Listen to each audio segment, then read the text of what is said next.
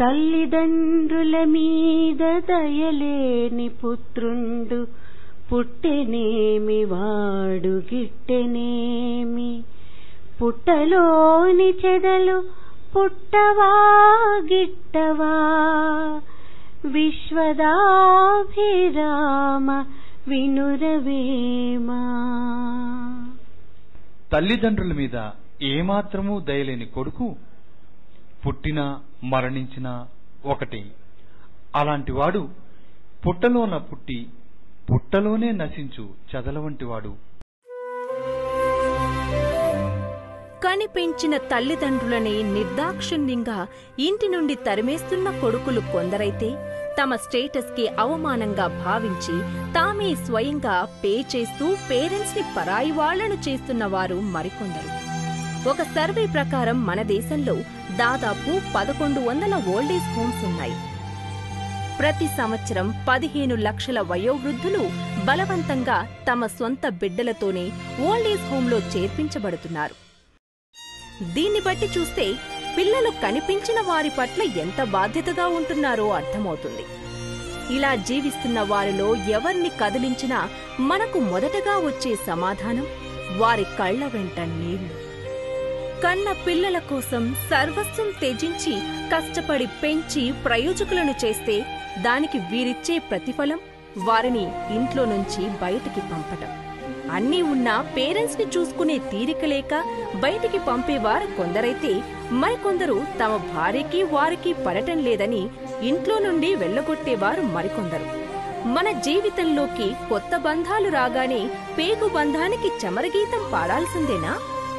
ఇంత కష్టపడి ఈ ఏజ్ లో వారు కోరుకున్న జీవితం ఇదా? At the moment as youth, each one of us will say no. But after few years, our answer will be changed. తమ స్టేటస్ మారగానే తల్లిదండ్రులనే అమ్మా నాన్న అని పిలవడానికి నామోషిగా భావిస్తున్నారు.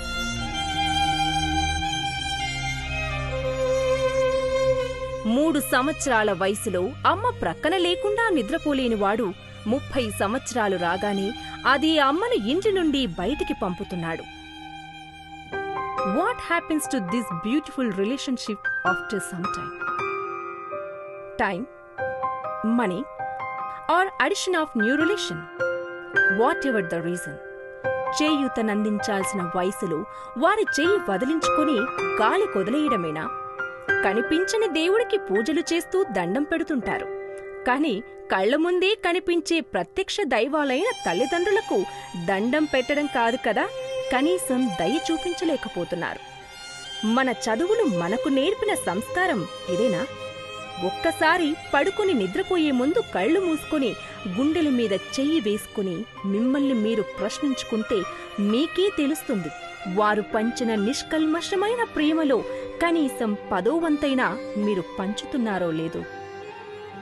మీ చిత్ర విచిత్రమైన కోరికలు తీర్చడానికి వారి కోరికలు చంపుకొని వారు దిగమింగిన బాధేంటో, మీ తలరాతలు మార్చడానికి వారు చేసిన త్యాగాలేంటో.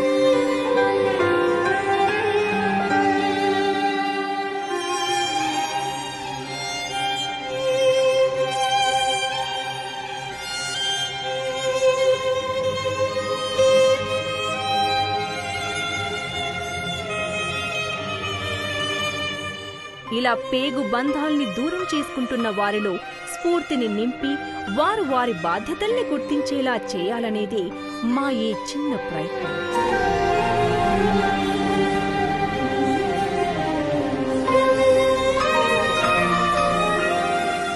ఇలా తమ సొంత బిడ్డల చేత బయటికి పంపబడ్డ పేరెంట్స్, ఎవరూ లేక అనాథలైన వయోవృద్ధులు ఎవరైనా సరే, మీకు పేరెంట్స్ హోమ్ స్వాగతం పలుకుతోంది. రండి, పేరెంట్స్ హోంలో మీ స్వంత ఇంటిలా జీవించండి. సంప్రదించండి 9618610101. Parents home, homely care for parents.